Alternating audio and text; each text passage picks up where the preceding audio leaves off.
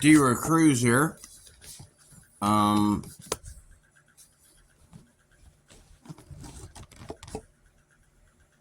Make sure.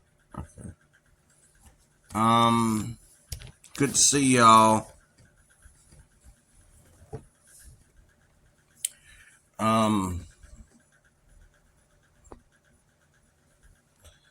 I just wanted to bring this up. I haven't done anything on this channel for about a week. I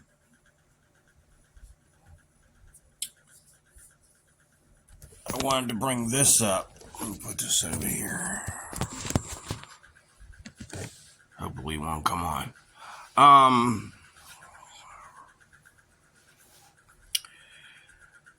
I'm trying to wrap my head around why people... Okay, hold on. I'm trying to wrap my head around why people don't get it. I forgot how I wanted to open this up, but I was looking at this Brandon Tatum video of this guy here. This guy here, he's trying to deny that we have a black problem here in the USA. We always have, ever since we got our freedom, ever since Jim Crow was dead, ever since the civil rights movement was over and everything, we've had a problem here in America. Now,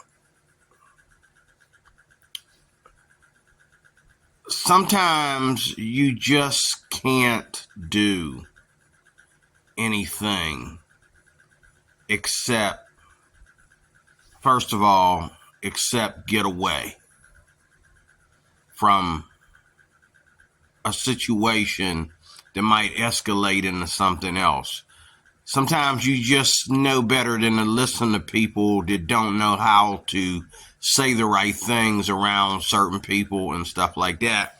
But one thing we got to stop doing as black people is stop letting white people think that there's let's say we can go into certain towns. I know I can, and I'm not even like most of the black people that will look at my channel, but I know I can drive into certain towns here in Pennsylvania. And if I'm in a place like anything like a hotel or a hospital or whatever, and I bump into a white man, or I'm having a conversation with a white man and his wife or whatever, even on my job, like there's people that, I work at a hotel. People come in from other states. They come from other parts of Pennsylvania that are more southern and that are more like segregated. And there's a lot of people that come in here from the South. And the two things that affect me right now at 57 years old is how dumb both white people and black people are about racism.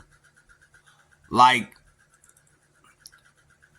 yes, let me agree with you first. Yes, if a white man come around me and I'm trying to be as nice as I can, okay, I don't care if he's drinking, I don't care if he's totally drunk. Okay, something triggers you to say certain things in my presence. Okay, something triggers you to say certain things in my presence. Even if you're drunk, something before you got drunk had to trigger you. There's trigger things that trigger you that when you are high or drunk or whatever, you're going to say certain things because you're around certain people. Just recently at my hotel, late at night, this guy's drunk and there was a situation. I'm not gonna bust on my hotel like that. What goes on at my hotel stays at my hotel, but it was a situation where, a guy and his wife noticed something in my hotel that wasn't good for, customer service and all like that. And I agreed with him. And I told him I would get somebody, even though, okay, all right, I'll be honest. It was a mouse. Okay, it was a mouse. And this guy and his wife were concerned about this little bitty mouse. He must have been the size of he was smaller than a cockroach, okay? And he was running from table to table and climbing up under the table, running from everybody. Okay? And, they decided to tell me about it. And I says, okay, so what I did was to, because I'm not pest control. That's not my job. My job is customer service. My job is security. Okay.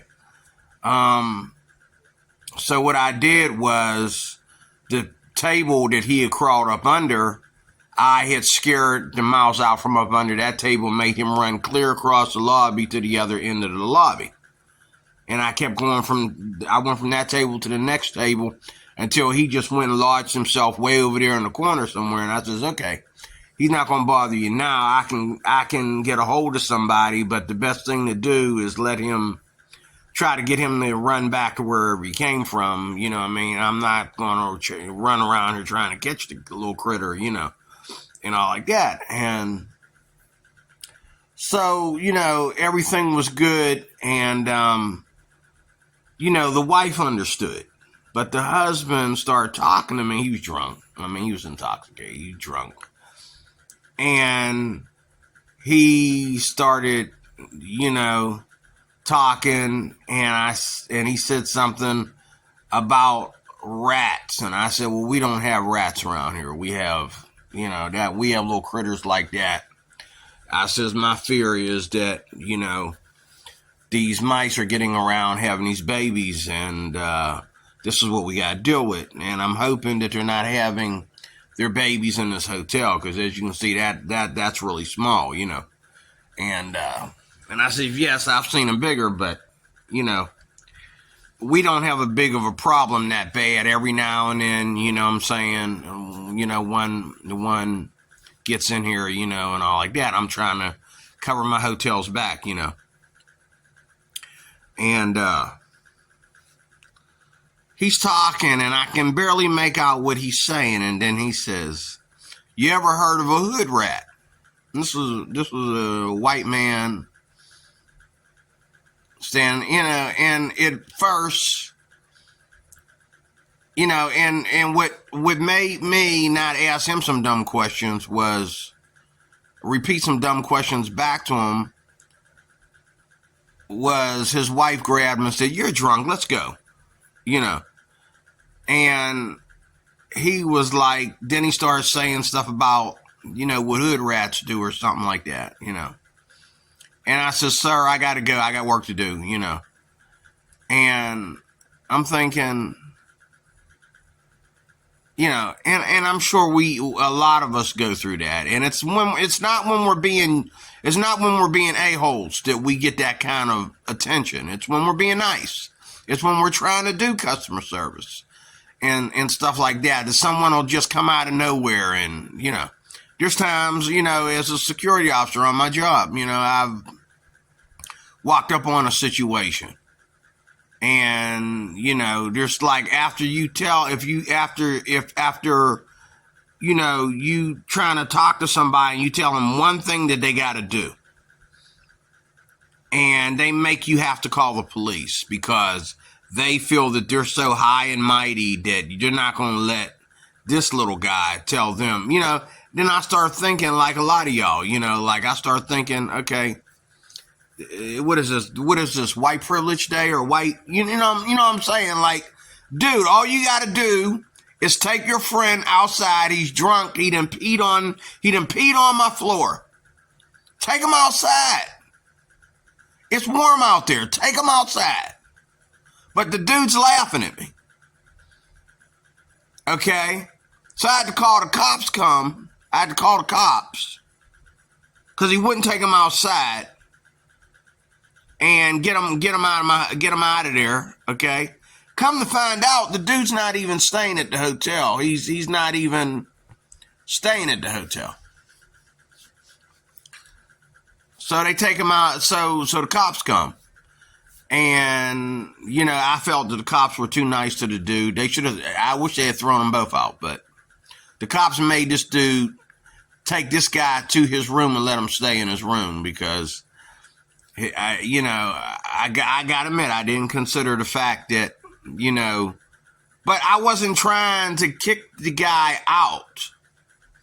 I was just trying to get him somewhere to where he was going to leave the hotel without peeing on any other surfaces in the hotel. You know, that's a defamation problem, whatever they call that. That's bad. Okay. So the cops had to come, and that made me mad because I shouldn't have had to call the cops. He knows my position. He can see my badge. He can see my tag. He should know that, you know, they called us. The superiors called us to go, and he knows all that. But because he, you know, he had to be, you know, he had to laugh at me. He spent like almost a solid hour just laughing at me. And that's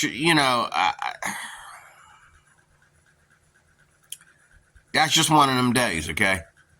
And cops came and made him take the dude up to his room, and the dude wasn't allowed out of his room. And every time I opened up my mouth, he looked at me and laughed like I have no authority because. And I started thinking like a lot of other black people I know that would think every little time a white man does something like that, it's white privilege or it's, you know. And sometimes I gotta admit I feel that too. Like is this dude laughing at me at every word I say and trying to do circles around what I'm saying because I'm black and he's white? Or it's not always, I find out that it's not always the color of my skin. A lot of times it's my height. Because you don't understand. I'm telling you, as a paid employee, take your friend outside. Okay? So he doesn't pee on something else until we get things situated here. Okay? It's not that cold out there. It's pretty nice out there. I told him, take him outside. Okay? We got a mess to clean up here. You're still standing in the mess that you peed in. I got people coming to clean this up. Okay? We get him out here. He goes in the lobby. The dude's staggering around like now he's getting ready to puke all over everything. I'm like, dude, take him outside. You know, and he's making me mad. He's making me raise my voice because, you know, and I'm thinking, and even though he's drunk too, is he drunk enough to let his white privilege or white supremacy card come out? And I think that sometimes. And I'm just using those two examples to show you that we all go through it, black people. We all go through it. But like this video right here. The Brandon Tatum's doing about this guy. And Brandon Tatum says he watches this guy a lot and he decided to bust him on this particular video. This guy's always trying to deny the ignorance of black America. And let me tell you something. I don't want you to be mad at me, but it is a fact. Black America, it doesn't matter whose fault it is. It ain't my fault. It ain't your fault. You know, we just trying to go to work every day and come home. But black America is ignorant. Black America is ignorant. And it's not just people that I see on the street that are struggling to go from bus to bus, you know, struggling to get home at night from their job, which they had to take the shift that they didn't want to take. make the money that they didn't want to make. They didn't want to work with the people that they wanted to work with. They got a boss that they don't like. Blah, blah, blah, blah, blah, blah, blah, blah. Nobody likes the boss. I've been a security guard more than any other job I've done. You know, like I have like 4 things on my resume. Security is at the top of the list. I've had a lot of security jobs, okay? And I know black folks don't only have a problem with white cops.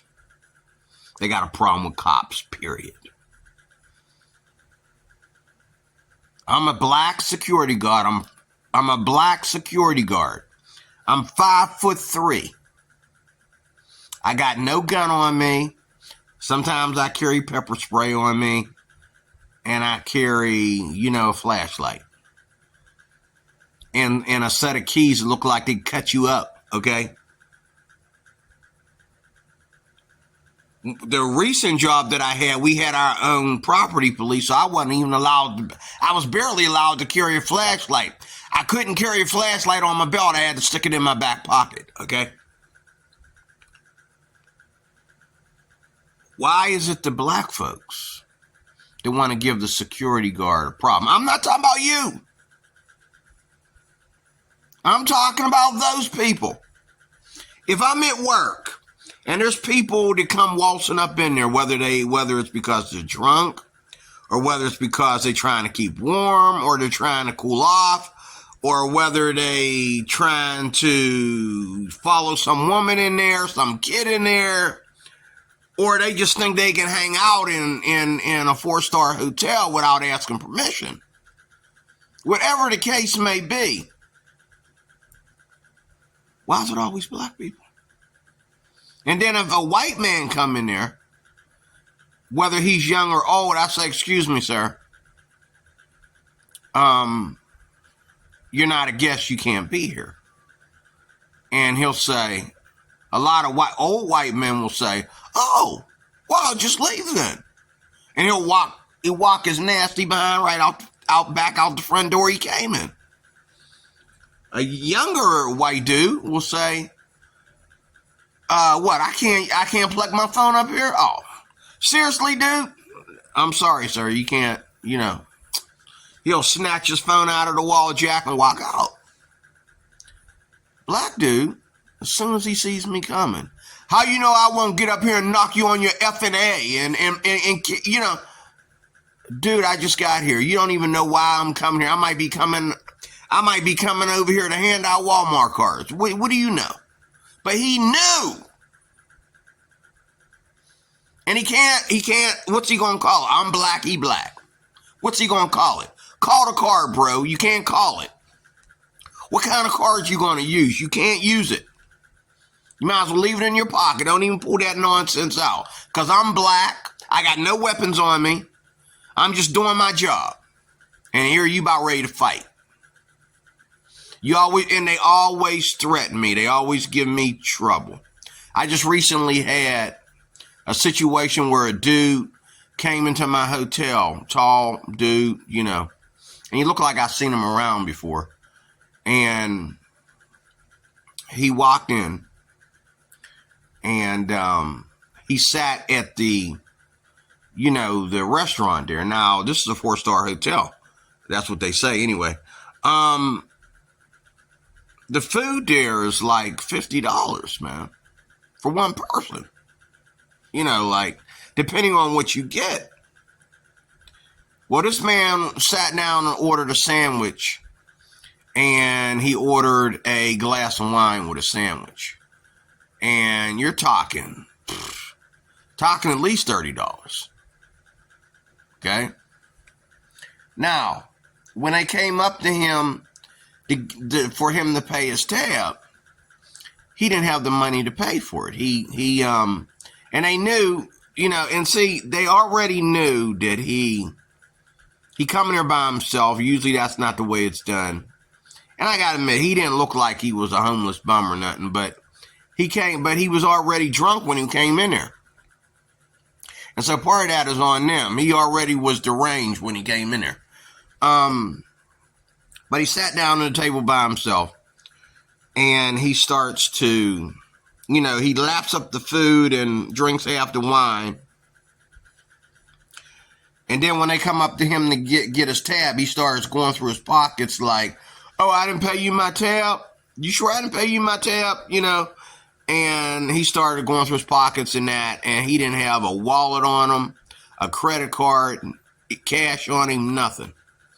He just walked up in there and got free food, And so they called security, and then they act like they was afraid of him. So when we got there, and I mean, as much as I don't like when women, this is my thing about women. I don't really care if a woman can do what a man can do. I don't care if a woman can take care of herself. But there's only one thing that should happen when a woman approaches the scene. Take the man out without receiving a scratch. And let the rest of us, if she has to be there in the beginning. Like, I can understand women being backup for men, but being in the front, I've never been in agreement with that since I was a kid. Since the first time I heard that women joined the military, I was totally appalled. I didn't know this was going on until I went to Job Corps, and I dated a girl that was joining the military, and I asked her why, and we got in a little argument about it because she wasn't doing something like she was just going to be, a foot soldier. She was going to be a Marine. She's going to join the Marines, I think. And she was a fine woman, and I really liked her and everything, but I just felt like, and I gotta admit, I'm a chicken as far as the military. My godfather wanted me to join the military, and all I could think about was drowning and catching on fire and climbing up something and having an asthma attack and falling on my head. That's all I could think about. I just couldn't join the military. I thought about, worse yet, if I pass all that, oh my God, first of all, I'm not going to pass. So that's embarrassing. Second of all, if I do pass, oh my God, I'm dead. That's the way I felt.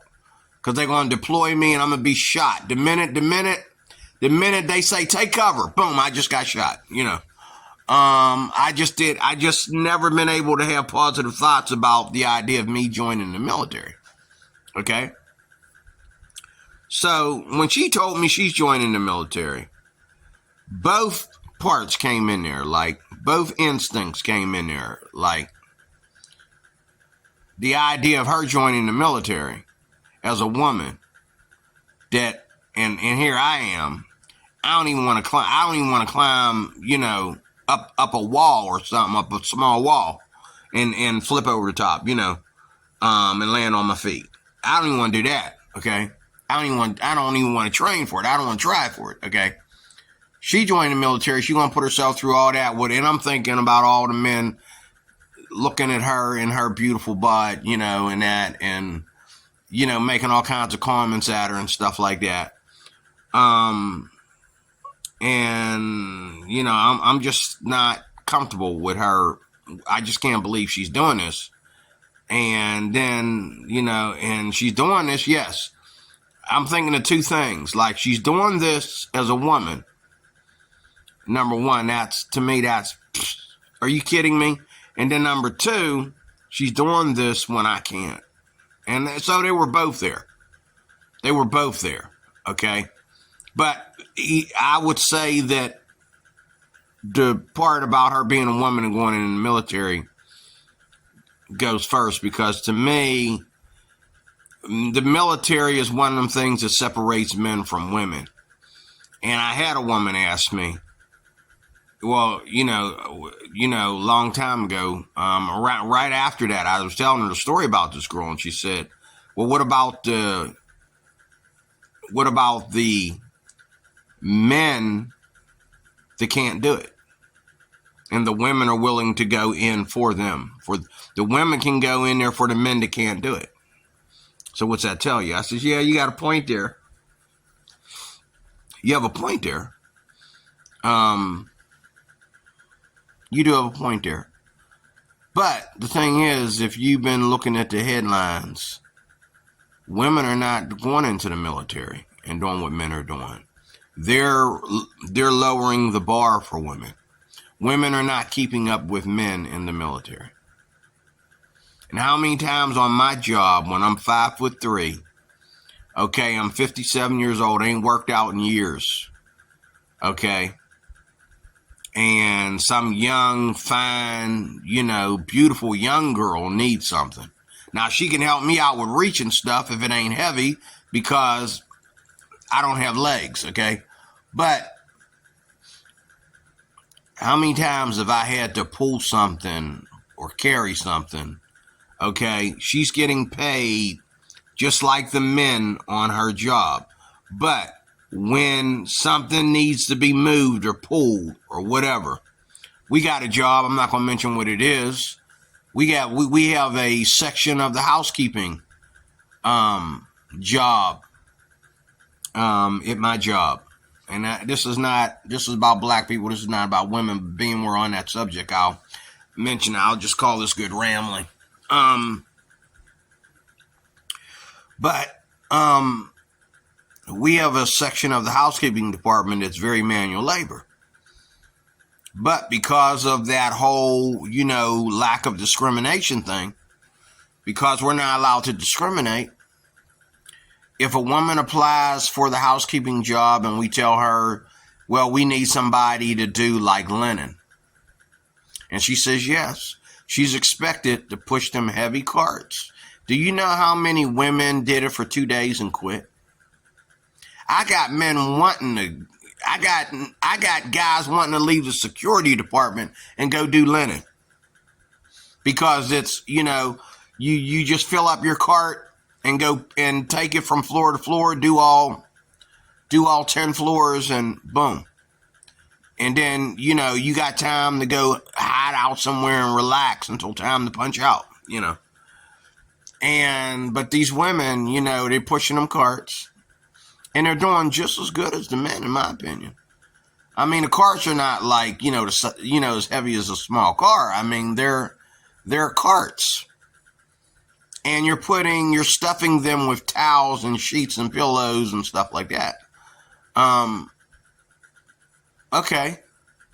And you got to fill up all these cupboards. But all the older women are telling me that these women are quitting these jobs because of the linen job. Like, they don't want to push them carts. They don't want to do.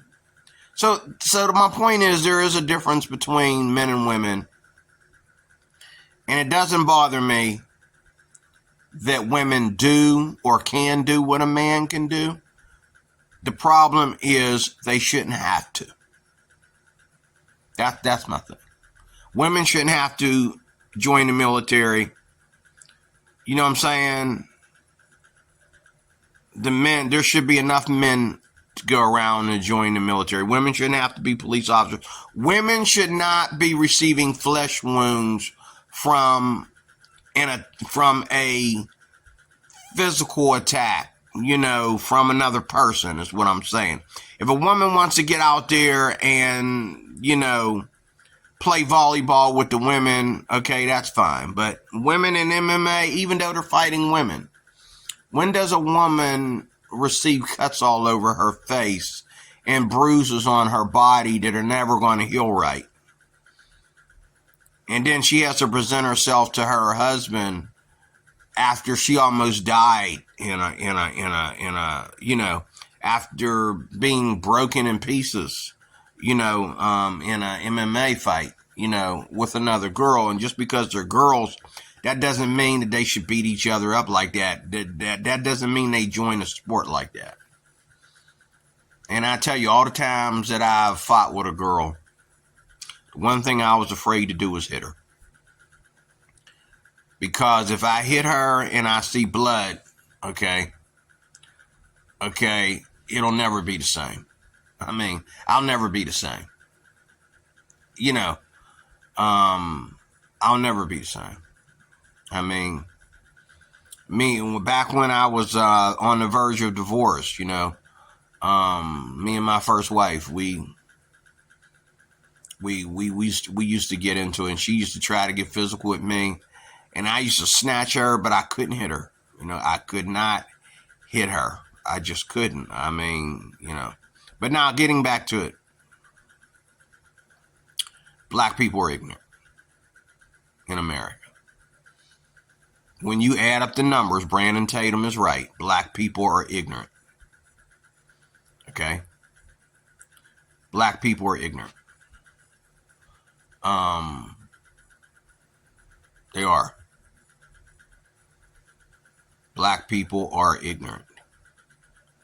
And I don't know who the people are. Well, when you made the arrest, who was it? I go out here. We just had okay, for example, and I said this in other videos, but recently, when I moved up here in this neighborhood, and it's the proof is at your front door. The proof is everywhere. The proof is at your front door. The proof is when you go to Walmart, McDonald's. The proof is in a traffic jam, or someone cutting you off in traffic, or somebody not understanding that you got the right of way. Okay? The truth is at the bus stop, on the bus, on the job, on the subway. Okay? My God, the truth is everywhere. It's right in front of us. Does it have a lot to do with being poor and being broke? Yeah, but what about the white people that are poor and broke? They're riding the same bus you ride. They're going to the same bus stop that you're going to. They're riding the same subway. They're working the same job. They're getting paid the same money. Why aren't they acting a fool? Why aren't they saying things to people that they shouldn't say? Sometimes they do. We had a guy one time who he got in an argument with a dude on a bus. Now, the thing is, the dude was heavyset, and he was thick. And there was no way on that crowded bus he was going to be able to sit down or anything without bumping somebody. So this dude, he didn't want to stand up. He was a big, tall dude. Big, tall, heavyset dude. And he bumped somebody. I think he bumped a lady and her husband or something on the bus. And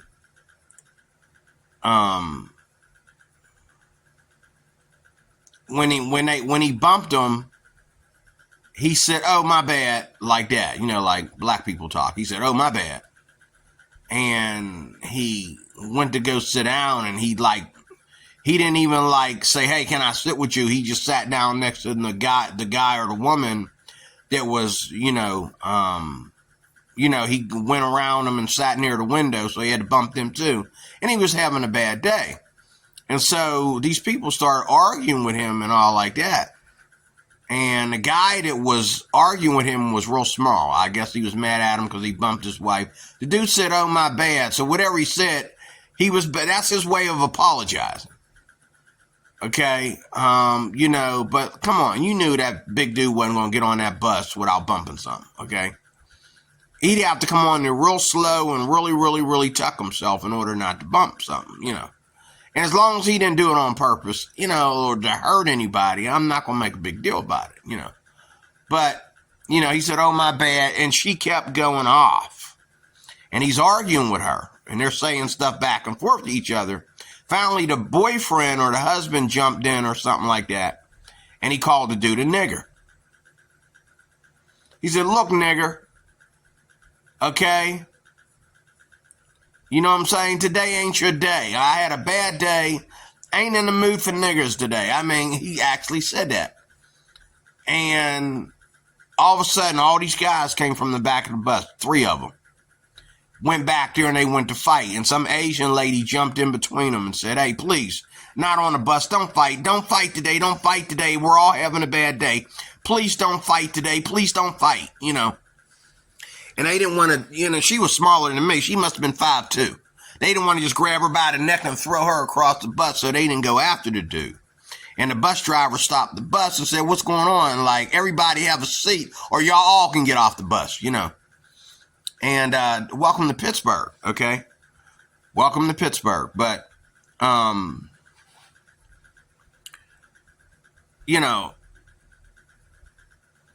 we should be past the day when white people think they should call, when they think that saying the N-word can... So if you call me a nigger, that tells me something about myself. That tells me that I'm a lowlife. I'm a no good nobody. You know what I'm saying? And I've gotten used. There's this guy that when I was working, when I was doing security back in 2014, 2012 to 14. There's a dude in a red Sundance that would drive past me when I got off the bus. I got off the bus at the same time every day, and I walked up that one hill, one little slope to get to the power plant where I did security at. This is Cheswick, Pennsylvania. This is a section of Allegheny County called Cheswick, because it's a real small town. And it's a mixture of, it's middle class and low class, and you got some deadbeat, dads and husbands, white deadbeat dads and husbands in the Springdale, Cheswick area. And you probably got about 1% of black people out there. Usually some black dude that's with a white girl. Ain't nobody gonna mess with him because he'll knock you out. He'll shoot you. He'll shoot you and go to jail. Okay. But it's usually like, there's only like 1% of black people in that neighborhood. There's probably more than that of Spanish people, Spanish speaking people. I always say Spanish because I don't know where they come from. But I know where these people come from because I used to work with them. They're Puerto Ricans. We got Puerto Rican people in that neighborhood. They're Puerto Ricans. And they're not just my one friend that I work with, but she got neighbors like all in that one section back. There's like a village in there where a lot of the neighbors are Puerto Rican. I just found this out just recently since I've been, back to driving through that neighborhood. There's that village. There's a number of Puerto Ricans. So there's like maybe one black couple and a bunch of Puerto Ricans, but it's majority white, and this guy would ride past me, every day, every night. And, when I was working midnight, I'd get to work around 10 o'clock, I'd get to work around 10 o'clock to work the 11 o'clock shift and get settled in. Relieve my man early so I'm not holding him up, And the same car rode past me every night, almost every single night that I had to work midnight on a weekend. I think it was a weekend. And I don't know if this guy would always go out to the same time to get his beers or whatever, but he would ride past me. Same old red Sundance. I used to own a red Sundance. But this guy would ride past me in that old beat up red Sundance and call me a nigger. And I'm sure he was not only just looking at the fact that,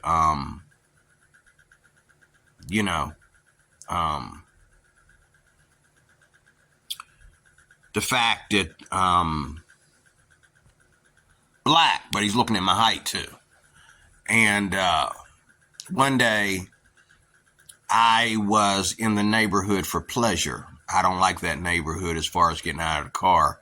Of course, I've walked in around that neighborhood and shopped in that neighborhood and, and I'm getting ready to close. But I would, one day I went out and I went to the ice cream place. I was always afraid to go to that ice cream place because that's around the place where that guy called me the N-word. One day I was out there and it was a hot day and I just got off the bus. I went to the Goodwill and I went down there to some other stores, and there's a restaurant in there. And I went in there. It's pretty much a diner. You know, I'm going to tell you something about white people. That's what I love about white people. And this might get me even shot, but white people be hiding some stash. I mean, you drive into some of these little hillbilly neighborhoods and you look at this cute little neighborhood. Like, there's neighborhoods here in Pennsylvania. Pennsylvania is a scary place when it comes to white people hiding stash. Because, you know, you feel like, man, what's that place? What's that place? But you feel like you shouldn't get out of the car. You know what I mean? Because you don't know what kind of hillbilly and a cowboy hat gonna come running up on you with a horse and just shoot you like the Wild Wild West or something. You go near that restaurant. You don't know. You know what I'm saying? Like, it's way out there by itself. Now, but I tell you what, if you send me an invitation or you put it in a local ad and it comes to my neighborhood and you trying to get people from my neighborhood to drive all the way out there to go to your restaurant, your diner, I'm coming. And I've done it. And I've been in places where white people have said to me, they've said something on the lines that I might be lost when I walked in there. No, I'm not lost. I got the ads right here. They invited me, bro. They invited me. All right, I got the ad. Y'all sent me an email. Y'all didn't, you know, I'm not going to tell them that, but y'all didn't know I was black. Y'all didn't know that when you send emails into other towns, black people, come on now. Okay. But you got one guy in a restaurant out of all these nice people. One guy in a restaurant amongst all these nice people. Worried about you, you know.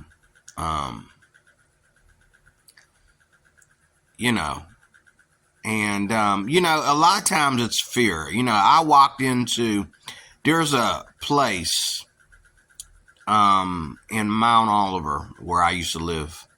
And there's this lovely little old beat up diner. I mean, it's owned by white people, but from the outside, it looked like it's owned by black people. Sorry. But I remember going to a place like that in Homewood section of Pittsburgh, and it was all black. And I got to admit, these white people can't cook like these black people did. But I tell you what, it was my favorite diner in that little hit town. You don't get black people, you know, having these lovely little diners anymore. You don't hear about that much in Pennsylvania, maybe in other states, but not Pennsylvania. That'd be one of the things that'll blow my mind in another state, seeing black people have a successful business, you know, in a diner. Now, they do try to open up restaurants and stuff like that, and usually what happens is all that good cooking and everybody's encouraging you and everything, and the next thing you know, you open up on Monday and shut it down on Tuesday because you didn't think and save your money and use your brain before you try to open up a restaurant. But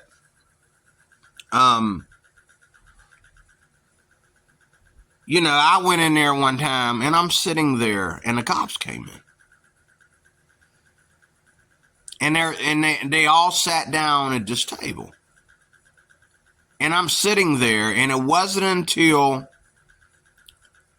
I got my food.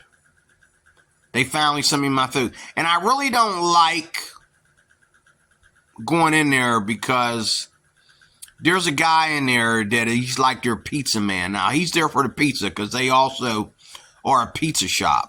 And he's like I think he's the owner. I think he owns the business. He's the husband. Him and his wife, they run that business. And he's a real hairy, redneck looking dude, if you know what I mean. And he touches his face. He'll wipe his nose and stuff while he's working. Now, you don't see him doing that when he touches your food. But you see him doing it, and you know 2 seconds later, he's going to bring you your food. So I didn't make a habit of going in there because I don't like that. Don't touch your face when don't wipe your nose and stuff while you're handling people's stuff, And he doesn't dress the part. Like his wife wears, she dresses casual in there. And the other younger ladies that work in there with him, they're looking good. They wear dresses but this guy looks like he looks like a bum. I mean, he really looks like a bum. But he's the main man, and he's touching your food and all this kind of stuff and handing your plate when a split second ago, you just saw him wipe his nose. You're thinking, you hope none of them boogers are in your eggs. I mean, you know what I'm thinking, And these cops are coming. And why am I bothered by them? They sit there, I'm like, oh boy, why? So they sit across from me, and I guess I look like I'm concerned, But they come in there at the same time every morning, and they eat breakfast there at the table. There's like 4 or 5 cops that's sitting there, and I'm thinking, y'all come to this ghetto to eat breakfast? You know what I mean? Out of all the nicer places around here, they come there, and they're right in the heart of the ghetto. Something go down, they can leave their food on the table and just open up the door and start shooting. I mean, you know what I'm saying? They're right in the center of crime right there, And one of them kept looking over at me. I could see him out of the corner of my eye. He kept looking over at me. He doing this, I'm doing this. Until they handed me my food. And I'll tell you why. Because a lot of people will go in a place like that off the street. Just like at my hotel. They'll go in there and they ain't got no money to buy nothing. And if you think a brother won't try to walk out on his bill with 4 or 5 cops sitting at the table there, you better know something about black folks. He will walk out. He will walk out of there on his check with 4 or 5 cops sitting there, 5 feet away from him. I'm telling you,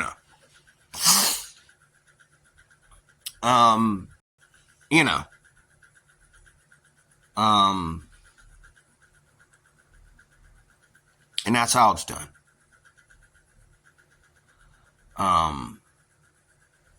But in closing, if we could just stop lying to ourselves. Is crime in America majority black? And if it is, can you accept it? You're not committing crime. I'm not committing crime.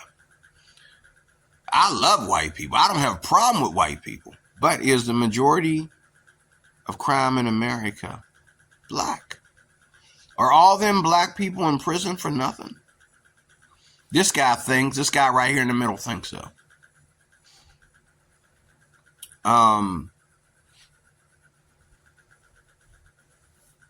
Is crime in America majority black? I think it is. And I'm not saying it because I don't like black people or I'm a white man in black skin just judging these people. I really wish it wasn't, but it is. And if there's black men in prison because they shouldn't be there, what is that, 2%, 1%?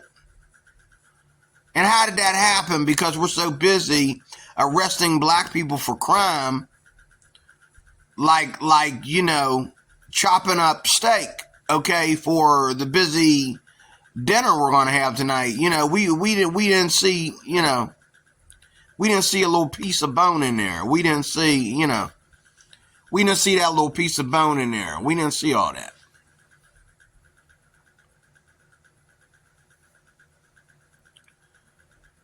Okay, so we ended up having to go back and take the bones out before we finish cooking, before we proceed or whatever. And that's the way it is. Like, you putting black folks in prison.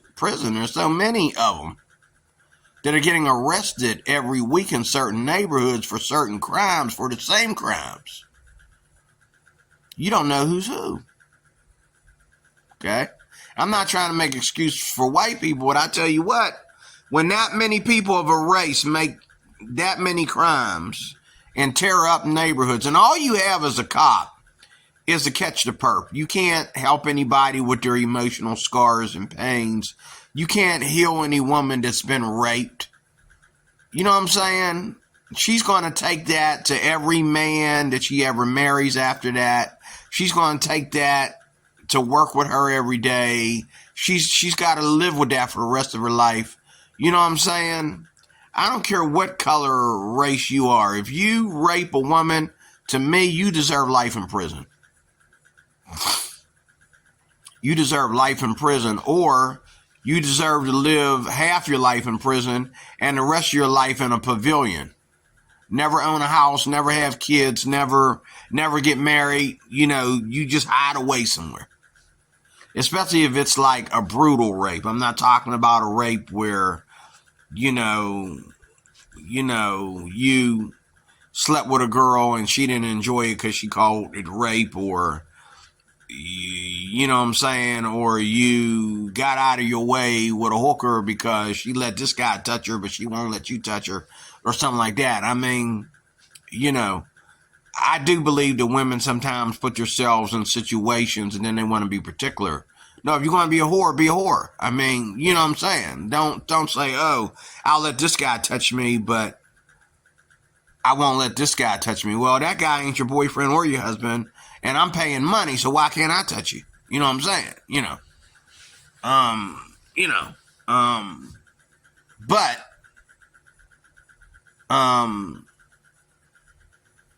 I don't touch women, that's another thing I feel about that, the way I feel about women joining the military and joining the police force. Like, women's goodies are not everybody's business. That belongs to her husband.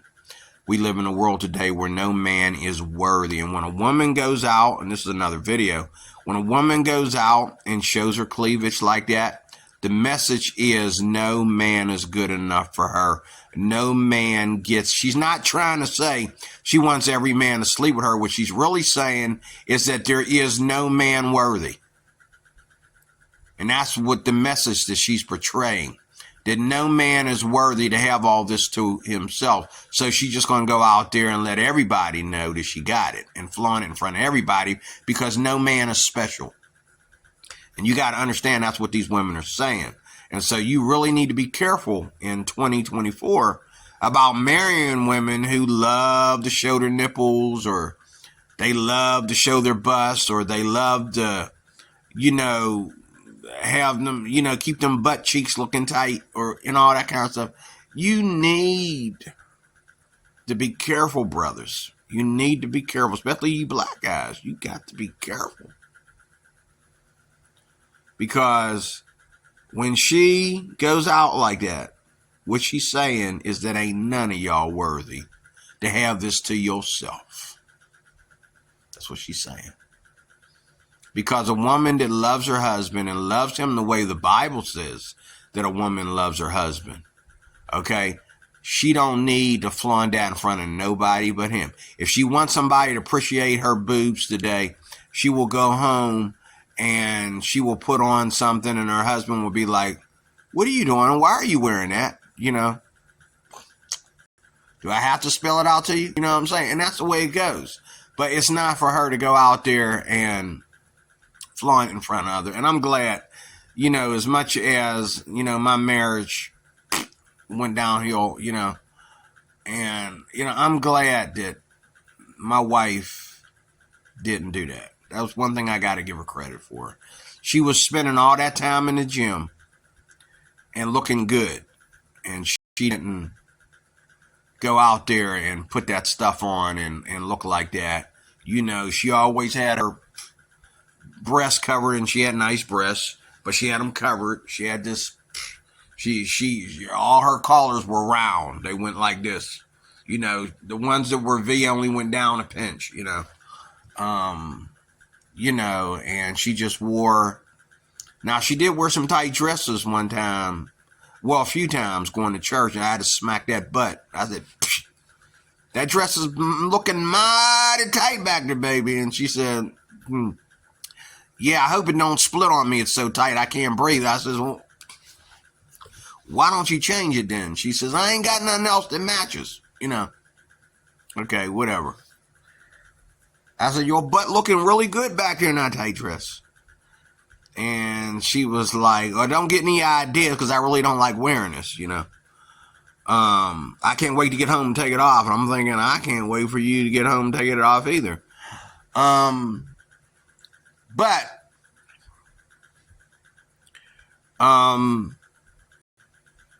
black people are ignorant in general. And as soon as you accept that, the better. It's around us every day, all day long.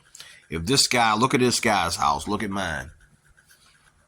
Look at it, look at his house and look at mine. Maybe he's somewhere, he's probably in Texas or the Carolinas or something. He's up there, like some black people will never see it.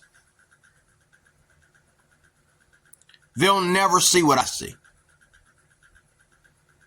But yet, they're left with one thing. I'm black, and people love to call me the N-word, and people love to look at me like I'm crazy, and you know what I'm saying? But you're way up there, and the only problem that you have is with white people.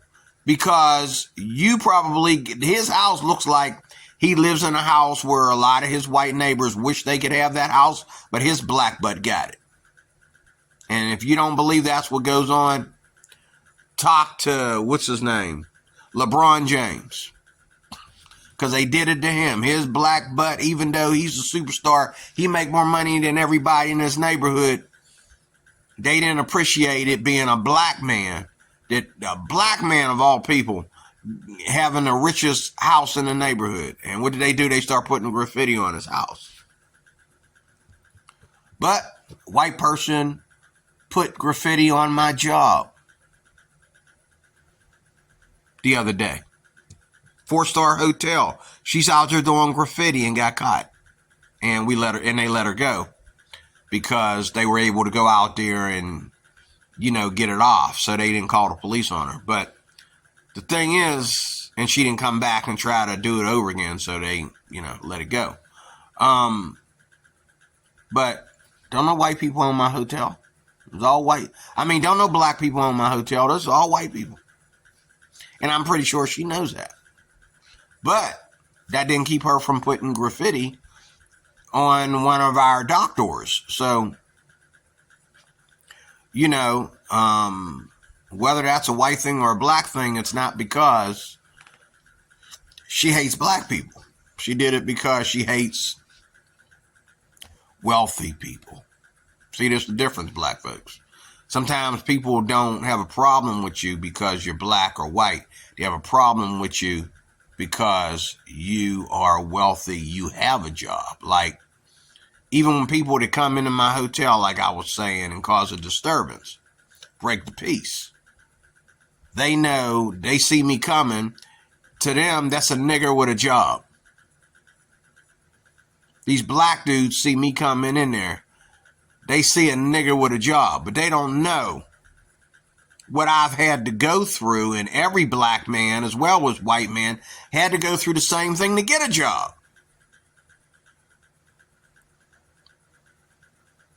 We got to go through the same thing to get a job. First of all, you got to have a record. Okay? And hopefully there's not a whole bunch of criminal activity on it. You got to have a record. Second of all, you got to have a resume. And hopefully you got some jobs and some experience on that resume. And third of all, you got to know how to go in there.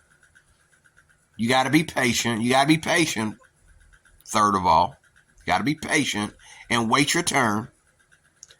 Okay? And while you're waiting your turn, go apply for other jobs. Like, if you need a job, then go out there for 8 hours and go into the big city, wherever you want to work at, and go from place to place putting in job applications. Today, it's easy. If you got a phone or a computer, you can go online and apply for jobs. Upload your resume onto your phone or your laptop or your computer so that when you apply for jobs, your resume is right there. And a lot of people understand why you ain't filling in everything you've done all your life. Come on, woman. Like, I'm 57 years old. You think I remember what I did? You know exactly who my managers and supervisors were and exact addresses and phone numbers way back in 86, 87. One of my first job, 1987. You think I'm going to remember that far back? You know, first paid job anyway, 1987. Worked at WP Nixon, Harmonville, and they didn't fire me. I walked out because I was too deaf to stay.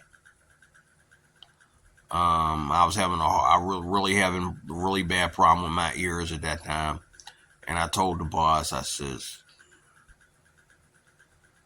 says I can't do it, until I see a doctor. And there was a lot of things about that job that bothered me.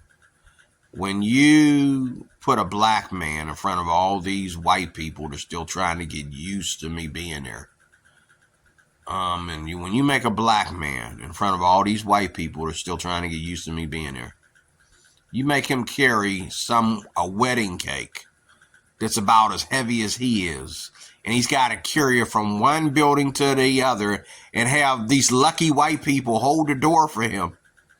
Everybody wants to see him. I'm walking like this. You know how you hold something, and the cake is like tall. They asked me, why didn't you put the cake on a cart? Because the woman told me there are no carts. I got to carry it out there. She knew what she was doing. I think they did deal with her for telling me that, though. I think they did address her for that. But that was the last straw for me. I'm not saying that racist things or white people don't get on your nerves on the jobs, because they do. But let's be honest, though. That's the title of the video. Let's be honest. Come on, let's be honest.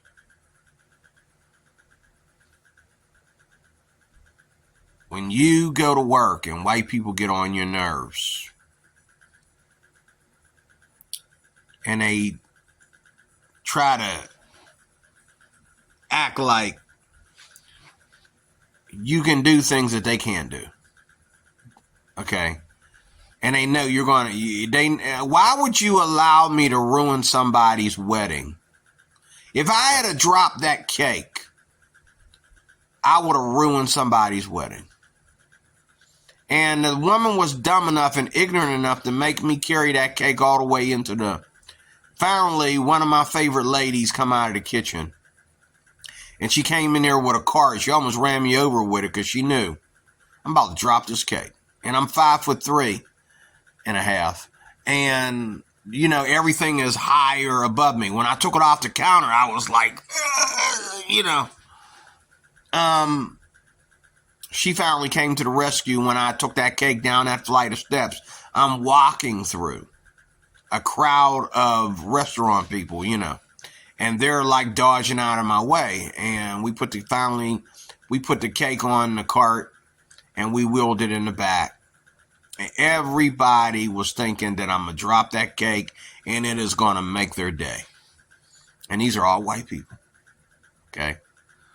But the white lady that demanded that I had to take the cake now, I was like, can I get a cart? She's like, no, you got to carry it. There are no carts, and the wedding's going to be in such and such. I'm thinking, if I drop this cake, ain't going to be no wedding. And that was the last straw for me, because I know that woman did that on purpose to be rude. And I don't know, maybe she didn't like the bride and the groom or something, so she wanted me to drop their cake.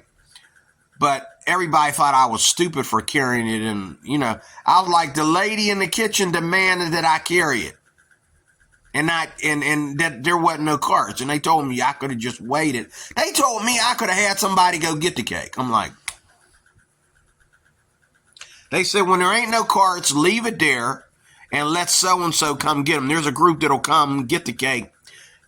when they go get other stuff. There's even a truck that'll come and pick it up and put it in the truck and put it in these brackings and ride it around to the other side of the hotel.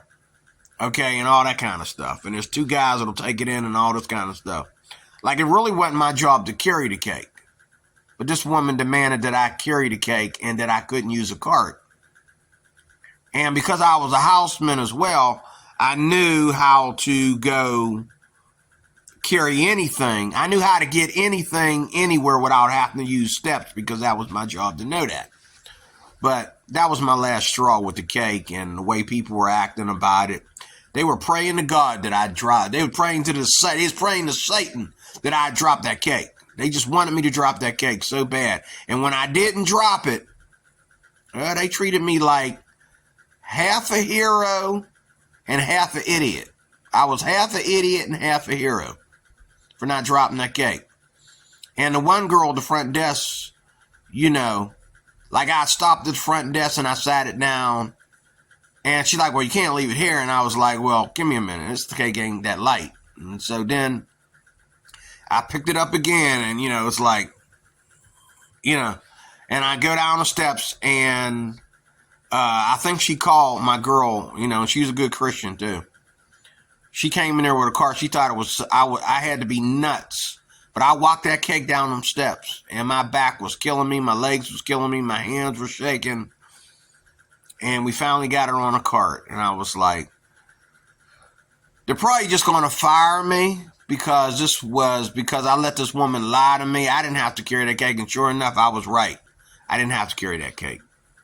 Most people leave the cake there until they can get a cart.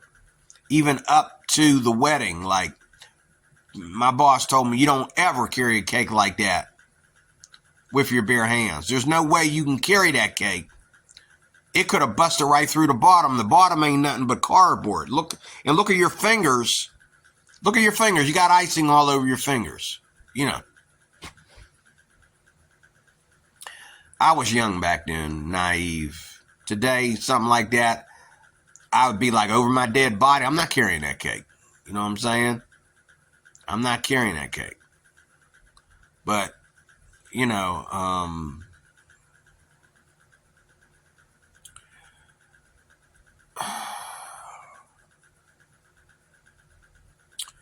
what a life, But anyway, in closing, Brandon Tatum, listening to this guy here on his channel. I don't know nothing about this guy, but the stuff that he said, he's way off his rocker. There is no excuse for black people today. This is why I want to get away from the city. I'm no longer a city person. I used to be. I grew up as a city person. I love the city. And I will always have the option of coming back to the city. I can come to any city in the world in broad daylight. I can come to downtown Pittsburgh, downtown Philadelphia, downtown Chicago for that matter. I'm not afraid to go anywhere in broad daylight, especially if I got my piece on me. Okay? At night, I'm not going to go because I know I'm going to use my piece on you, okay? But I'm not afraid to go anywhere in broad daylight. As long as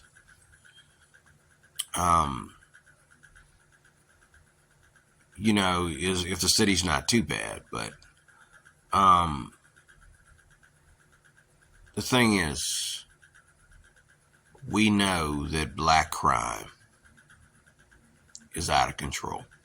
We know that black people playing the race card is out of control. We know that black people are doing crazy things. Our men are doing violent things, and they're doing gay things. And I'm not talking about homosexuality. I'm talking about just gossiping and running their mouths and saying stuff, bickering, and like this guy, just bickering and wanting to argue about stuff that ain't your business. Okay. All right. Before you sit there and say what black ain't black, my brother, what you need to do is go down to the local jail, the local penitentiary, and sit some of them black men in an interrogation room and ask them, why is the majority of black people in America in this prison? All cramped up together in this prison. Okay? Before you go to saying what ain't and what is. Because the fact of the matter is, I really don't believe, and most of us don't believe, that anybody is in prison for something that they didn't do, especially years of being in prison for something that they didn't do. Sure, you get one every now and then, and trust me, when he gets out of prison, it's going to make world news. You're going to hear about it in every country, especially if he's black. You're going to hear about it in every country when they find out that this man was in prison for a crime he probably didn't commit, okay? And we just had one recently, and it's all over the world. They know about it in the Philippines. They know about it in the Middle East. Everybody knows about it. And they give you a lot of money. I'll hang out in prison and make that money. Man, he's got enough money to live a good life. They give you money and they give you plaques, and they give you a firm apology. They really do. But to think that that black people being ignorant, black people being the majority of crime in America is not a reality. You're not a reality. It is a reality. The problem is you can't accept it. You have to accept it. It doesn't mean that you're less of a. I did a video about this recently. Quit worrying about your race. Your race doesn't mean anything. Because if race meant something, white people would only be racist when they're in a violent situation with a black person. If race meant something. If race meant something, white people wouldn't have to practice so-called white supremacy or white privilege, and black people wouldn't have to fight with it. You just it. Like you can't touch this, okay?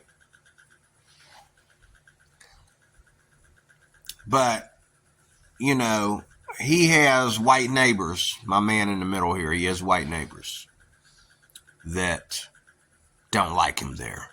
Brandon Tatum living in Texas. He got white neighbors too, but his white neighbors adore him. I wonder why. Okay. And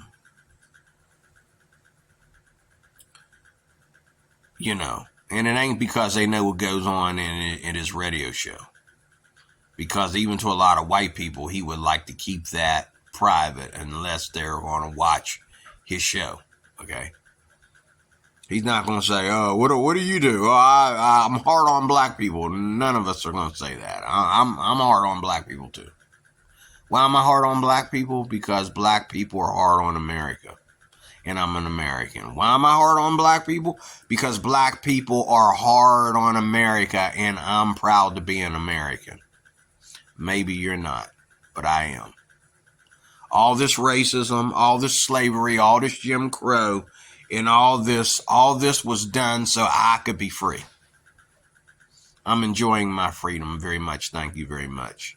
All this Jim Crow, all this slavery, all this plantation, all this civil rights and fighting for rights, they all fought it for us so that we could have it. Martin Luther King was shot for me.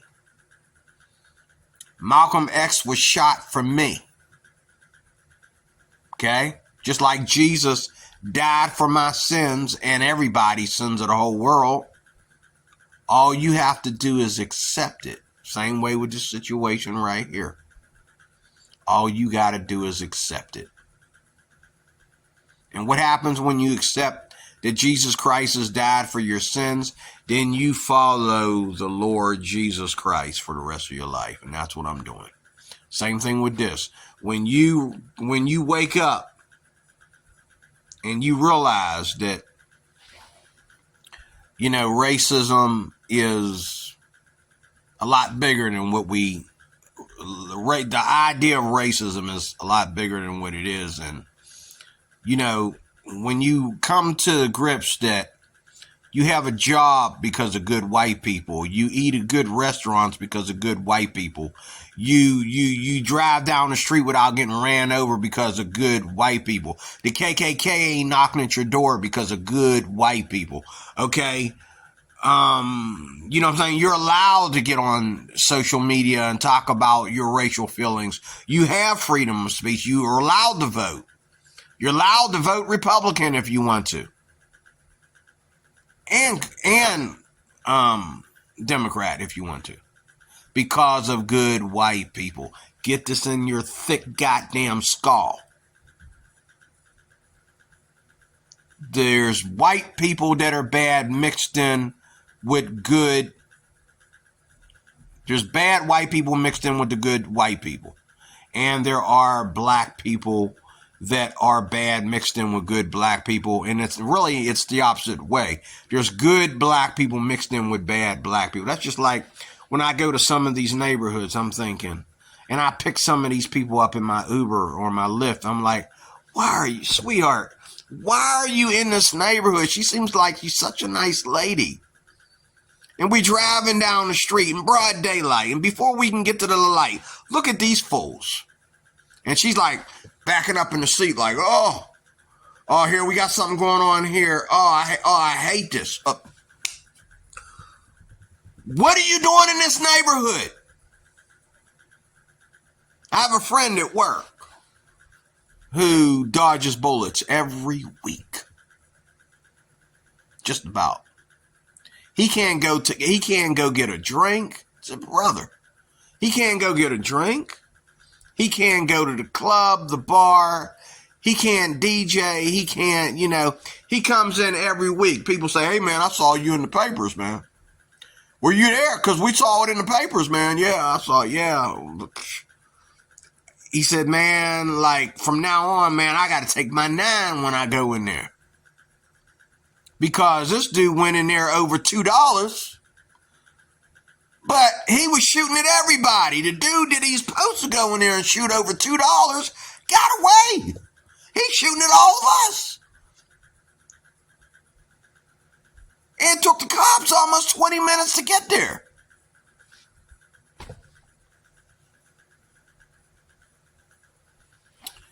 Why are you in that neighborhood, my brother? Why are you in that neighborhood? You can DJ the same songs and the same music in a white neighborhood. You can DJ the same songs and the same music in a mixed neighborhood. Matter of fact, there's a neighborhood closer to where we work at that's extremely busy on Fridays and Saturdays. And those are the days he works, though. Yeah, that's the thing. Those are the days he works, though. That's the problem. I told him about them places. And they're open they're open on Mondays and Tuesdays, or Tuesdays and Wednesdays, whatever days he's off. But they don't have, like, loud music and dancing and, rap music and all that stuff on them days. They save that for the weekend. But again, don't be like this guy in the middle. He's not helping anything. We're all going to go through racism, if that's what you want to call it. Sorry, Jesse Lee Peterson. You go through it. You can call it what you want to. Okay, you say there is no such thing as racism. It's just good and evil. Okay. We're all going to go through evil, Jesse Lee Peterson. We're all going to go through racial evil. Okay? And white people are no exception. They're going to go through it too. Because every time I get around a white person and I don't look at him the right way, I don't trust him, I don't, want him talking to me. You know what I mean? I've done it too. Like, I've gotten pulled over by the cops, and I know I ain't speeding. And before the cop gets to the window, I roll the window down. I'm pissed. Why is he pulling me over? Okay. And the first thing he would say is, this is Pennsylvania. First thing he would say is, do you understand why I'm pulling you over? And I says, no, you got a tail light out. Oh, I wasn't speeding? Well, you were going a little bit over, but I'll let you get away with that. You have a tail light out, and that's a no-no. And that was it. Go get your tail light fixed, okay? And if I see you out here again with your tail light out, I'm going to have to pop you. That means I'm going to have to pull you over and either arrest you or take your car or, give you a fine, one of the three. If I see you come through here again with that tail light out in the middle of the night, 2 a.m. in the morning, you the only one out here with a tail light out, Okay. But life is not as easy as you think it is, but it ain't as hard as you think it is either. Any black man that can go out there and get his education and,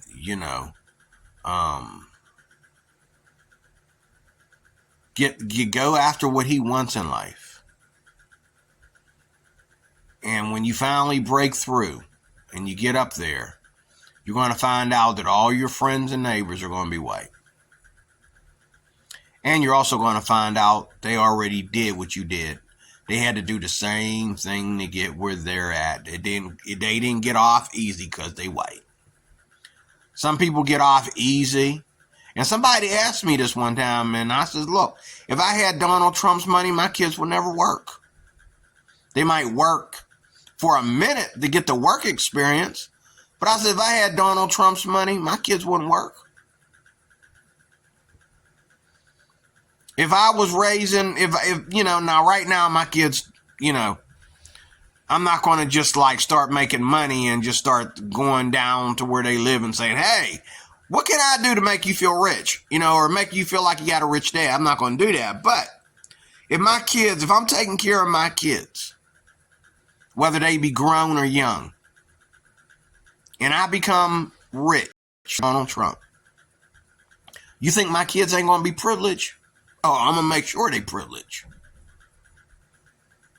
My kids going to be walking around here arrogantly. They're going to be walking around acting like, Now, it'll be hard because my kids don't want to drive. They don't want to own cars. They don't really care about getting out of the neighborhood that they're in. Now, the neighborhood that they're in, I used to call it a ghetto until I moved back here to Pittsburgh. Now I don't call it that anymore. I was out there today and I was just enjoying the peace. Nobody out, and the people that are out, you can see they look like they going to work. They're going to work. They're going to class. Okay. I'll be back out there tomorrow.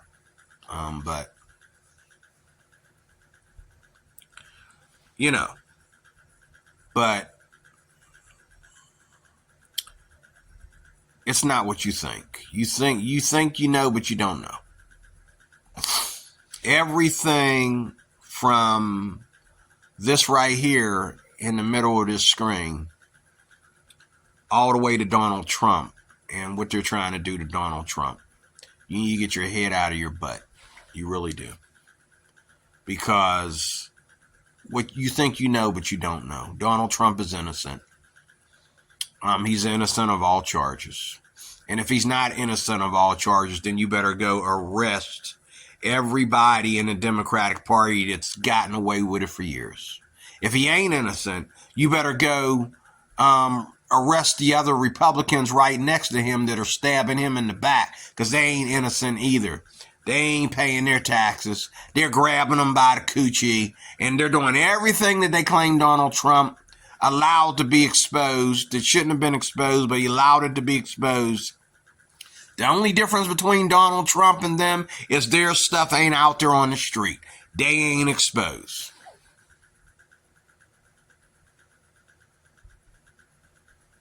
And I really don't believe in that insurrection garbage. I really don't. There was no insurrection.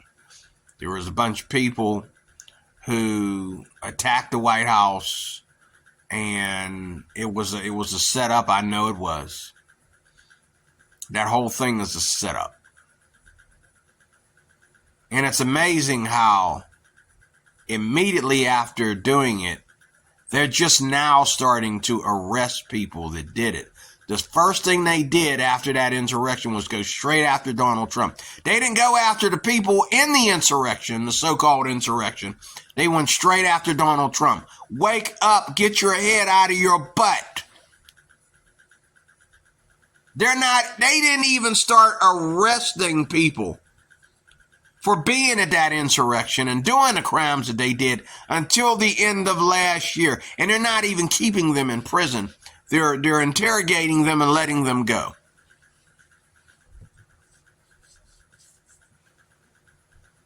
And they can't do them all because there's too many people. So they're only going to do a handful.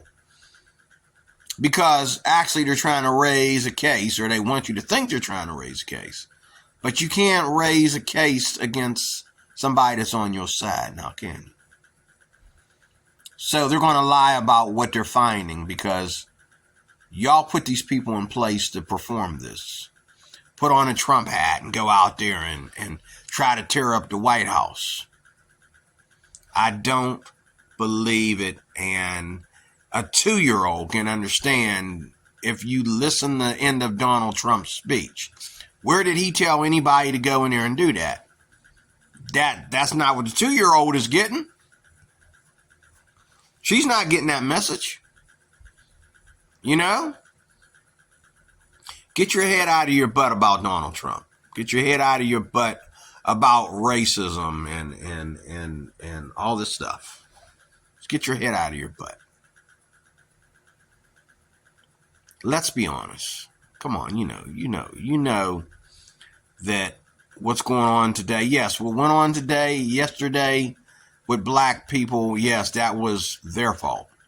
Today, it's our fault. Okay? Black people are the biggest menace to society. They are the majority of black crime. They are the most uneducated, unordinated, uncharted people in America. Just be honest. It doesn't make you less of a man or a woman to be honest. That's not saying anything about you or me. It's saying about those that are 10 feet away from us on the other side of this wall, or that one, that are dumb like this.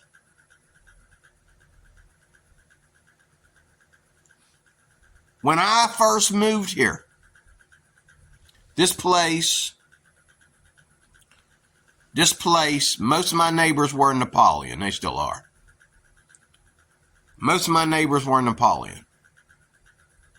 When the pandemic hit and these migrants started coming across the border on Biden's watch, we started getting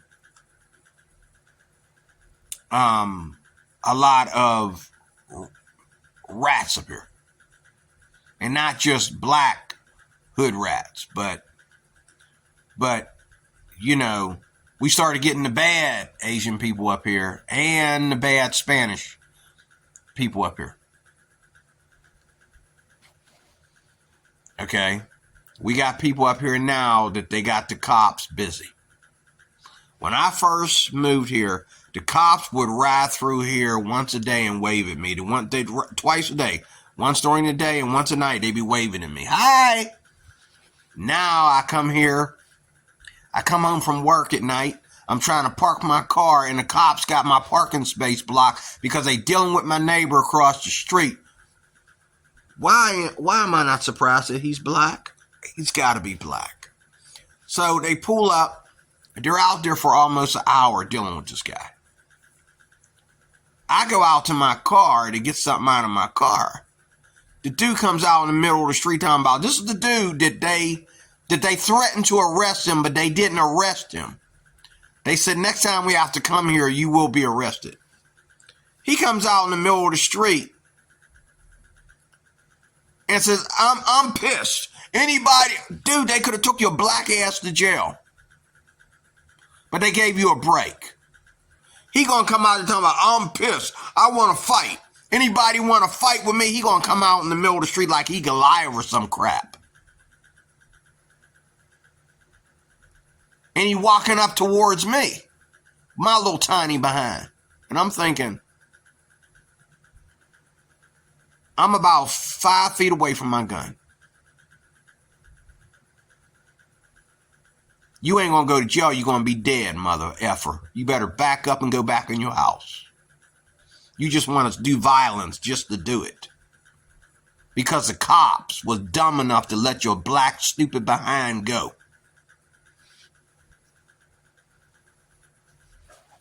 And everywhere now, we got a new trend. Everywhere black people show up now, those areas are going to become more like sanctuary. It's almost like you can't touch black people. Then you got this guy talking this dumb stuff. But yet, nobody's arresting black people. Nobody's arresting these migrants. It's like Biden got a new policy for brown-skinned people now. Period. Don't arrest them. I don't know where they're getting this crap from. Well, Biden, you haven't since on Biden's watch, I'll admit, you ain't been seeing no black folks get shot. But you've been seeing more black crime on Biden's watch. And black folks are out there killing cops. Migrants are out there beating up cops. Look what happened in New York City.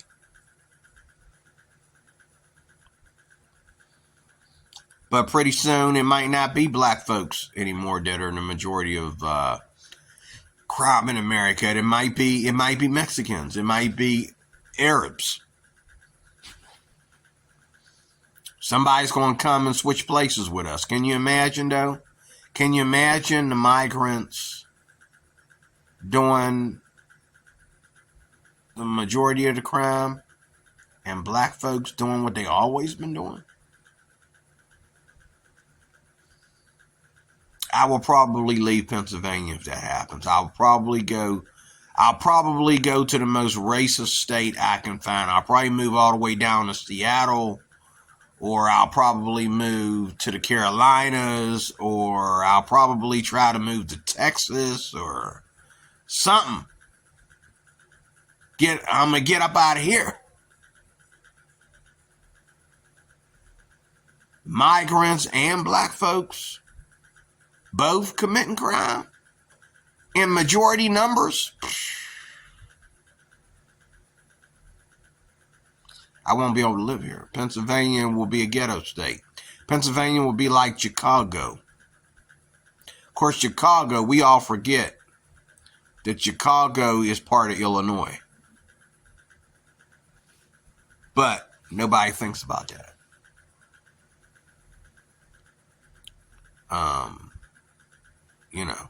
And there's white people, just like here, there's white people that are from Philly, Pittsburgh, Reading, all the crazy areas in this in my state. Philadelphia, Reading, and Pittsburgh are the three that are known for black hoods, a lot of black hoods, and a lot of black high crime. Okay? And you got white people that live in all these cities. You got white people that live in Pittsburgh. You got white people that live in Reading. Plenty of white people that live in Reading. And plenty of white people that live in Philadelphia. Where you from? You from Philadelphia? What's wrong with you, man? Oh, I live on the one side of Philadelphia. Oh. See, we forget that when you have a city like Pittsburgh or Philadelphia, what you have is there's only a portion of that city that's really Pittsburgh. It's the areas around it, all the ghettos around it, that give it its name. Same thing with Philadelphia. You got all these hoods as well as these nice little hillbilly white neighborhoods that make it Philadelphia. Okay? But once you step outside of downtown Philadelphia, just like downtown Pittsburgh, every area has its own name. None of them are really called Philadelphia. None of them are called Pittsburgh. The only thing that's really called Pittsburgh is downtown Pittsburgh. You go a mile up the street, you're in Bloomfield. You go a mile up this street, okay, you are in Dormont. Okay? You go a mile, you know what I'm saying? Everywhere you go, you only need a mile to get out of Pittsburgh. And a lot of these places are their own borough. Their address and everything is their name, but it's all Allegheny County, so it's all considered Pittsburgh. It's really not the city, it's the county. And the county is a mixture of a large city and a bunch of small cities, and it's a bunch of small suburbs. And some of those little small cities and some of those suburbs are very, very, very nice neighborhoods where people don't even lock up their houses. So really, it's really not what you think it is. They say, oh, it's bad everywhere. No, it's not.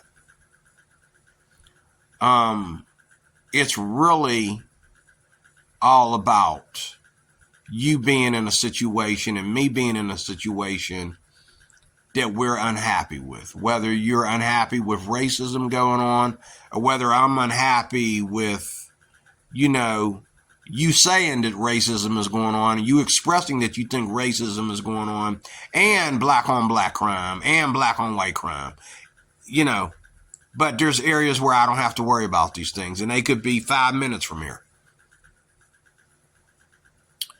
But I'm getting ready to relocate 2 hours from here. Okay? Because just like, I don't even do Uber and Lyft in the city of Pittsburgh anymore. Like when I get my car and I do Uber Lyft, I drive like 30 minutes out. At least 30 minutes out.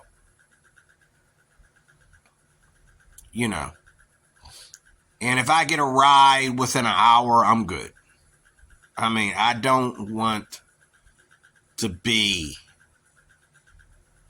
In Pittsburgh, it's not just crime. It's not just crazy things in Pittsburgh and people's attitudes that get to me.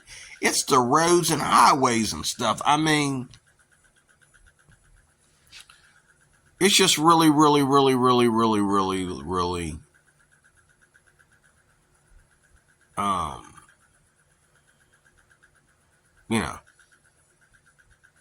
Pittsburgh, I've been to like areas right outside of Pittsburgh. Like yesterday, I was in my old neighborhood and I realized how easy it is to get around, how every road makes sense. And I was in a neighborhood yesterday too that I ain't been to in a long time. I had to take somebody out there. And I realized just how Pittsburgh is confusing. If you don't travel, if you're not out here on these roads every single day and going all over the city of Pittsburgh every single day, like if you come to Pittsburgh, the best thing for you to do is get in your car and just drive and get lost in broad daylight. Just drive, get lost, drive, get lost, drive, get lost, and take notes, especially if you need to go somewhere, and that's how you learn where everything is at, because some of the best places to eat are in these gun shooting ghettos. Some of these best places to get a job is in these gun shooting ghettos. Okay? But I've been really paying attention to lifestyle. And it bothers me this is what bothers me too.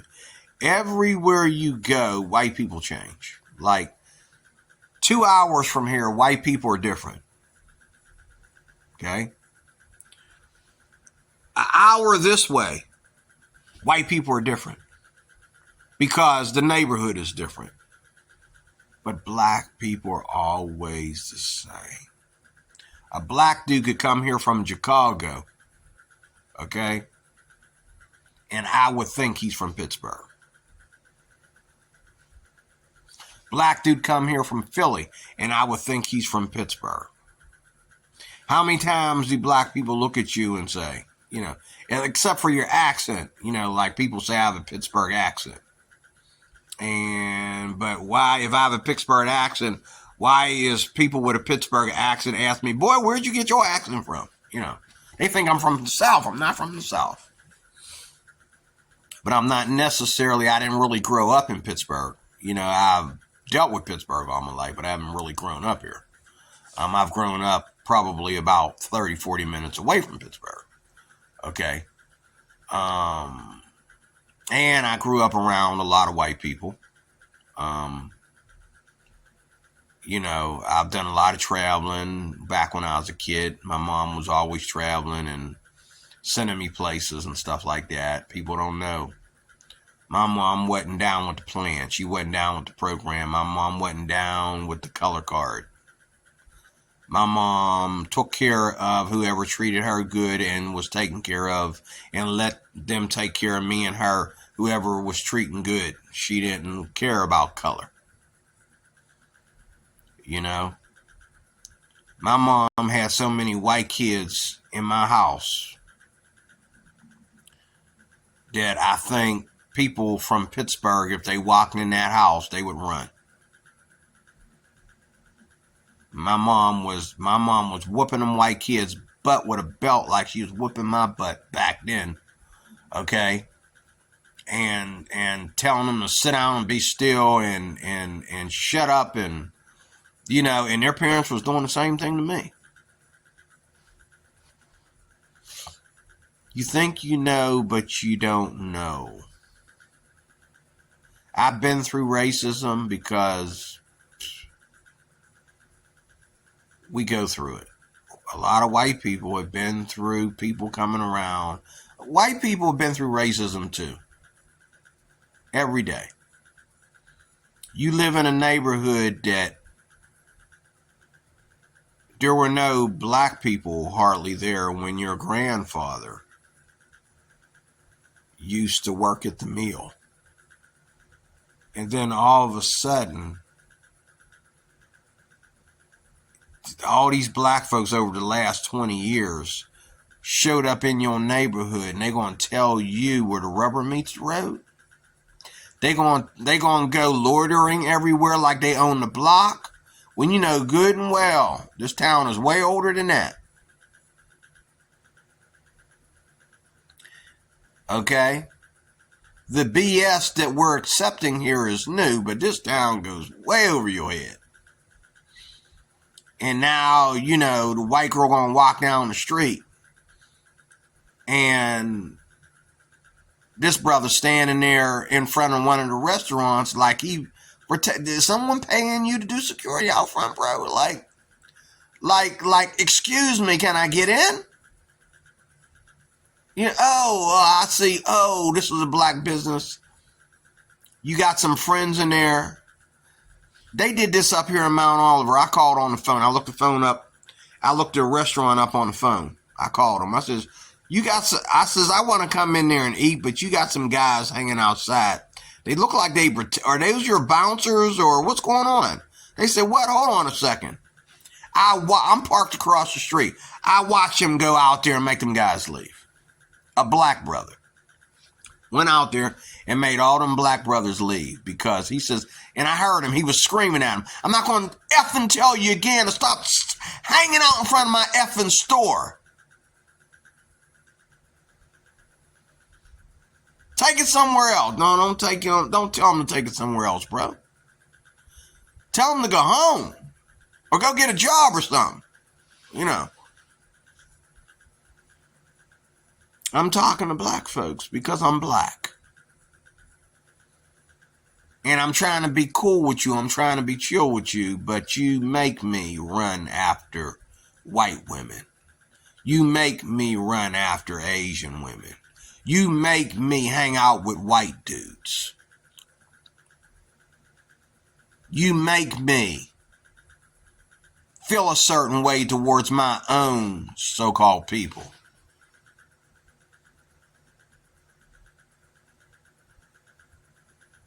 You make me feel this way. A lot of y'all watching done already cut off the camera by now. Y'all done already switched YouTube videos. I don't care. Because, let's be honest, the truth is the truth. I can accept it, not because I hate black people. I wish I could love black people like I love myself.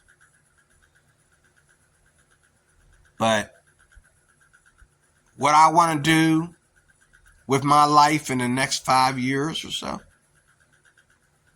nobody will know where I live. I will be carrying a gun everywhere I go. And if you don't live in my neighborhood, you probably ain't my friend either. If I don't know you and know where you live, and know what you do for a living and know how you carry yourself, if I don't have at least a little bit of a trust in you, if I don't know you well enough to have a little bit of a trust in you, I don't trust in you at all. I don't trust in anybody just because they look like me. You look like me, you look like you about to go to jail. You look like jail. I look like jail bait, okay? You look like jail bait, bro. You look like a shootout waiting to happen. I look like a shootout waiting to happen, and I will shoot you. If you walk up on me, in a traffic jam, walk up on me because you hit me and I want to take down your insurance because you drunk, don't know how to drive. I want your license and registrations and information. I will call the police, and you better stay by your car because if not, you will be dead by the time they get there. I'm not playing with black people. I'm sick and tired. I'm sick and tired. I'm about as sick as black people as everybody else is. Any white or Asian or Middle Eastern person that has had to deal with black people is sick and tired. I'm sorry. I'm just being honest. And for that reason, we're all divided. We're all divided because of this. You people out there that think that you can just say any old thing and then turn around and play the race card about it. You think you can waltz up and try to get away with anything and then turn around and play the race card about it. You people have divided us. You people that still think that you are slaves. You are dividing us. Okay? Because white people don't trust me. Even on my best day, even at work, white people don't trust me. In a suit, they don't trust me. In uniform, they don't trust me. Okay? Black people can't stand me. And I'm not talking about black people to watch my channel. Or black people that know how I feel. Or how I think or how I say things. I'm talking about black people that don't know me. Don't like me because I'm black. Why? Because they got money. And they think like I think. I don't trust you until you give me a reason to trust you. I don't like you until I see that you and I are on the same page. And if I think you're already a Democrat, okay, it's real quick. Like let's not even go there. And if you say anything against God or say anything sexual or lewd or crude or any of that,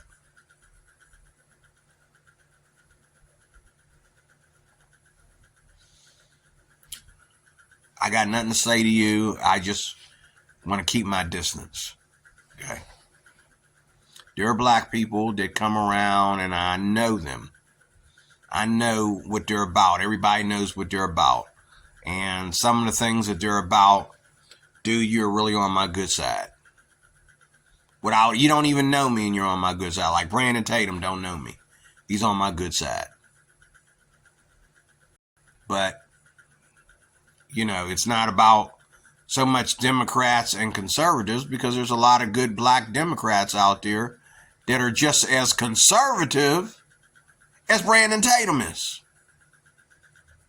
Let me say that again. There's a lot of good black Democrats out there that are just as conservative and maybe just as Christian as Brandon Tatum is. Why they would vote Democrat, I don't understand for the life of me, because that is a sin. That's like a good man being a prostitute. Like, why are you Democrat? If you're such a good person and you got all these morals and you believe all these things about God and the laws of God and respecting God and treating people according to your respect for God and all this kind of stuff, why the hell are you voting Democrat? That ain't got nothing to do with your relationship with God. That ain't got nothing to do with your morals. That ain't got nothing with you being a good black man, a good black father, a good, a good black husband or nothing.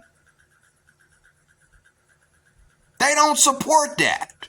Why are you in that party? I'm done. D-Word Cruz, your life applications officer. Thank you for watching. I've said enough, I think. But God bless you. I will talk to you again with more later.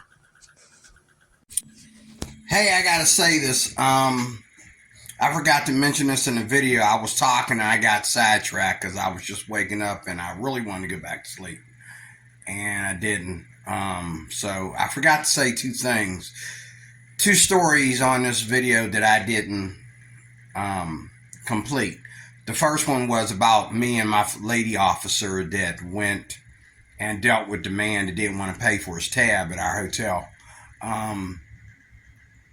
What happened was, in a way, it was kind of lucky she was with me, because he wanted to flirt with her, and he didn't want to.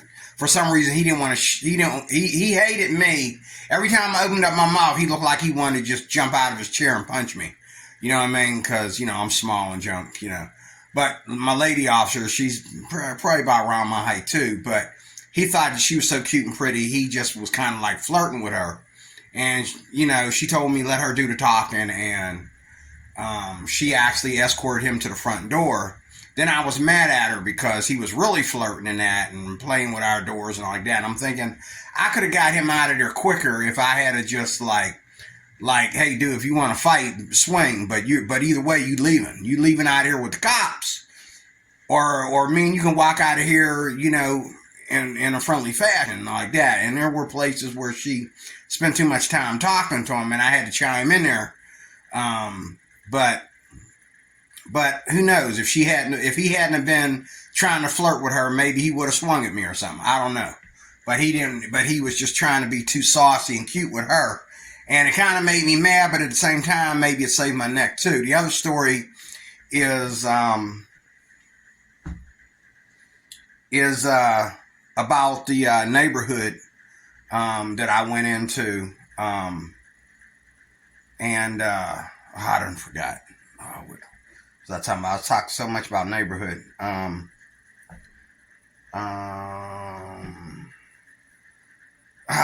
What was it? There's one I was talking about. I know I talked about, the one about the guy. The guy that used to ride past and call me the N-word. I met that guy.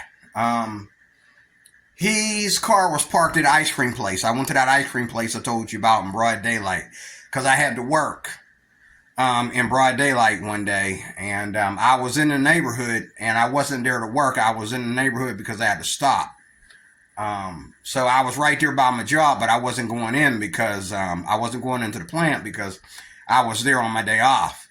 And I happened to get off the bus there and go to some stores, and I stopped at the ice cream place because I never stopped there. I tell you, that's I'm not the one to call something racist, but If I was like a lot of y'all, I would call that a racist ice cream place. But the people there are nice. But the people in the line, they act like, somebody let a grizzly bear in the line with my little self. Somebody let a grizzly bear in the line or something. Whose grizzly bear is this? You know what I'm saying? Like, that's the way they act. But anyway, this guy was standing in the line.